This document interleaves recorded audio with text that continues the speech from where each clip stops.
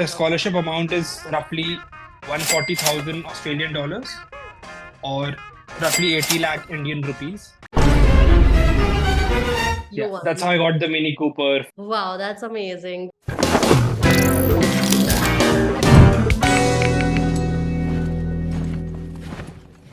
We've been talking about Australian scholarships, university, visa processes, and what's the best option for you in Australia.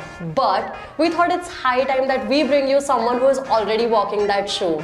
Hi, my name is Priya, and today we have Aditya Dhankhar, who not only bagged a full ride scholarship but won a Mini Cooper. How? Let's hear it from the man himself. But before we get started, make sure you hit the subscribe button so you never miss any update from us. So, tell us a bit about you, like what got you to move to Australia? What were you doing before that? And what are you currently doing? My name is Aditya Dhankhar and I graduated with a bachelor's in mechanical engineering from Dhankhar University, Patiala, India. I worked for almost a year in India, 5 months with a manufacturing firm and 6 months with a management consulting firm. And during this time, I was planning my studies abroad. I always wanted to study abroad because when I was a small kid, I visited Singapore, and it really fascinated me that how multicultural teams work on these challenging projects. And I always wanted to study abroad and get that experience. So that's why I planned my studies abroad during the time while I was working in India. I chose Australia because Australia provides a good mix of diverse cultures. It has great weather, plus the language of communication is mostly English, which I understand and speak. And yeah, I also got this wonderful scholarship at RMIT University, which we'll talk about more, I guess, in the coming questions. Like when you decided Australia, was there any other country that was on top of your mind, or were you always sure that you want to go to Australia? Not really. I started with European countries. So my initial plan was going to Germany. So because being a mechanical engineering, Germany is like the hub or the ideal destination for all mechanical engineers.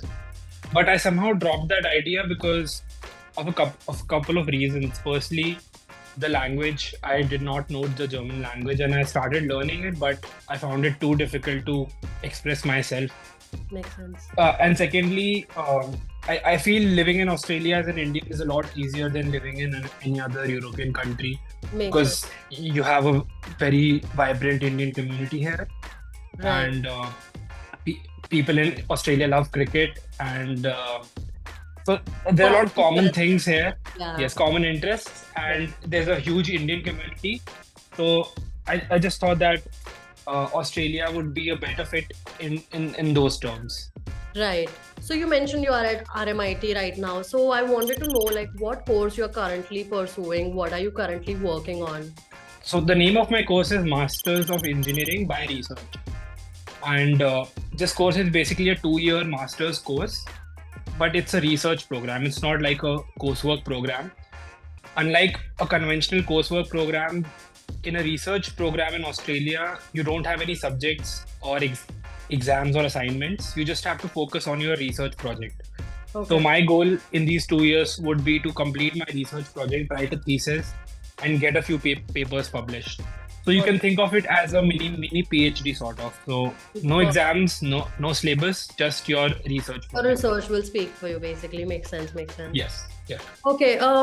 So speaking of the scholarship that you mentioned earlier, you have managed to bag a full ride scholarship. I would love to know more about that. How you managed to get it? What all does it offer, and how it got you there? Okay.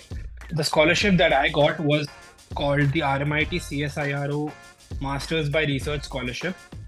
So CSIRO is the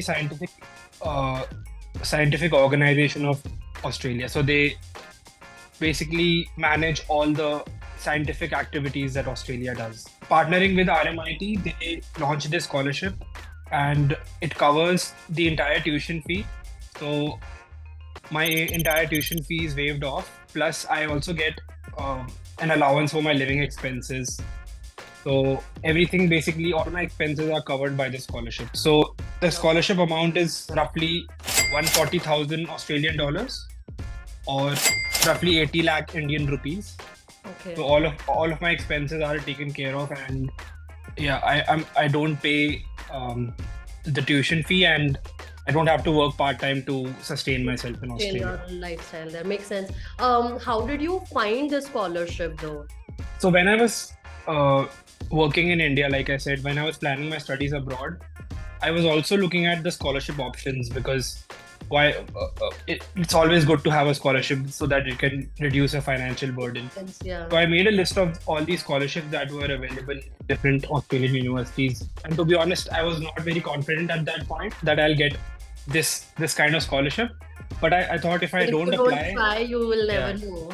Yeah. yes. So I thought I had good grades in my bachelor's. I also did some research internships. So I thought I have a good chance, but I was not very confident, to be honest.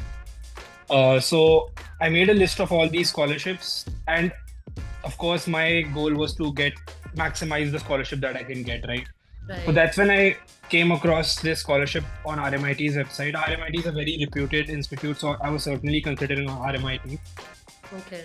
So I stumbled upon this scholarship on RMIT's website, and that's when I applied, and that's how I got through. That's how you got it. Nice, amazing. Things worked out for you. Nice. Another really interesting thing that we got to know about you, and I would love to know how. The story behind the Mini Cooper. How did you manage to win that? That's a very fond experience. I really cherished that weekend. So I participated in a competition by BMW Group Australia, which was in collaboration with RMIT University. So it was basically a college competition in Australia. The goal of this competition was to present your ideas on the future of Melbourne. So that was the theme, and you had to present your ideas on how you think the city of Melbourne will look like in the year 2030. So you present your vision for the city, and think about how can we improve in terms of sustainability, inclusivity, and all those areas of the UN Sustainable Development Goals. So I participated in this competition as an individual entrant, and the first prize for the competition was $5,000 Australian cash and a weekend loan of a BMW vehicle. And again, I was not very sure that if I'll do well or not, because I had no experience in Australia. I just landed in July, and this competition was back in November. So I prepared my ideas. I sat down and wrote a report, and that's when I submitted it, and I luckily won that competition. So that's how I got that's how I got the Mini Cooper for the weekend. Wow, that's amazing. That's actually very interesting for someone who has always been contemplating his decisions, but then chose to like take that leap, and for the most parts, it has really worked out well for you. So speaking of that, for someone who has been persistent with their dreams, what is a tip that you would like to give to the future students who say want to move to Australia or any other country for that matter, and say they are aiming for any scholarship? So what would be your advice or a tip for them so that they can make that happen? Just two tips. Always talk to the right people, and don't be afraid to get yourself embarrassed. So in my case, I talked to a lot of people when I was planning for my master's. I reached out to people on LinkedIn, different alums, and I got to know about the Australian job market through them, how different scholarships work, how the visa process works. So that's how I got all this information. I did the research all by myself. I did not go to any admissions consultant or visa consultant. I just talked to the right people, and they gave me the right information.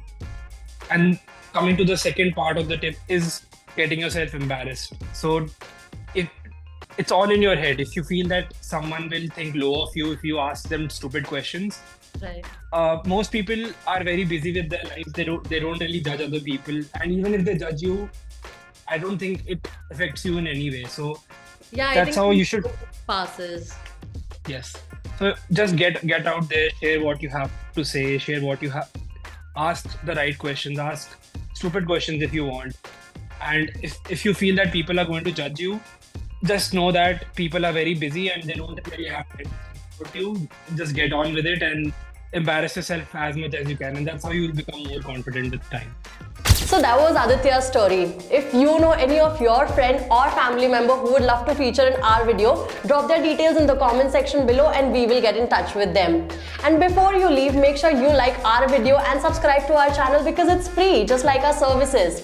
And if you are planning on studying abroad, make sure you book your free session today. The details are in the description box. I'll see you in the next video.